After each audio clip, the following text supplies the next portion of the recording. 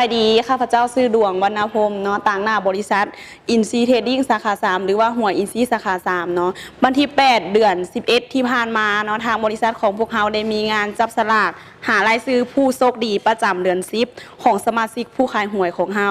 แล้วตอนนี้เราก็อยู่น้ำเพลินแล้วเดี๋ยวเราไปฮู้จักกับเพิ่นสบายดีอ้าย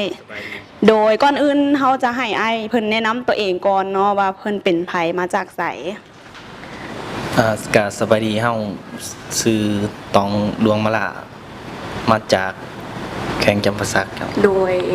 เพิ่นก็เป็นสมาชิกผู้ขายหวยของเฮาอยู่ตามแข่งนั่นเองเนาะแล้วมื้อนี้อ้ายมีความรู้สึกเป็นจังไดที่ว่าเป็นผู้โชคดีในรางวัลที่1ได้คำ1สลึงจากทางบริษัทของพวกเฮารู้สึกตื่นเต้นและก็ดีใจหลายเจ้าที่ว่าบ่คิดว่าสิเป็นผู้โชคดีเพราะว่าคนขายหวย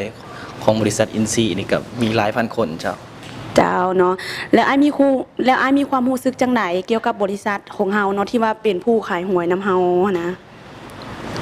รู้สึกมั่นใจเนาะที่ว่าได้ขายหวยกับบริษัทนี้เพราะว่าเป็น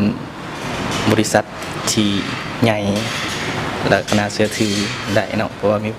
เป็นบริษัทที่มีประสบการณ์มาหลายกว่า16 ปีแล้วเจ้า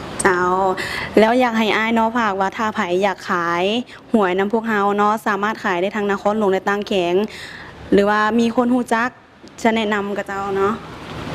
ก็ง่ายๆเนาะเพราะว่าผู้ใดอยากขายเลขนำบริษัทเพิ่นก็ง่ายๆก็มีแต่ว่าประกอบเอกสารแล้วก็มายืนทั้งบริษัทเพิ่นตั้งอยู่บ้านหนองบอนเมืองไสเสถานครหลวงเวียงจันทน์เจ้าโดยเนาะแล้วก็ฝากไว้เนาะแม่นไผที่ว่าอยากมีสิทธิ์ลุ้นรับคำ1สลึงเนาะง่ายๆเพียงประกอบเอกสารเข้ามาหาเฮาอยู่ทางบริษัทบ่ว่าจะเป็นต่างแขงหรือนครหลวงก็สามารถมาติดต่อพัวพันนำเฮาได้แล้วก็สำหรับมื้อนี้ต้องขอบใจหลายๆขอบใจ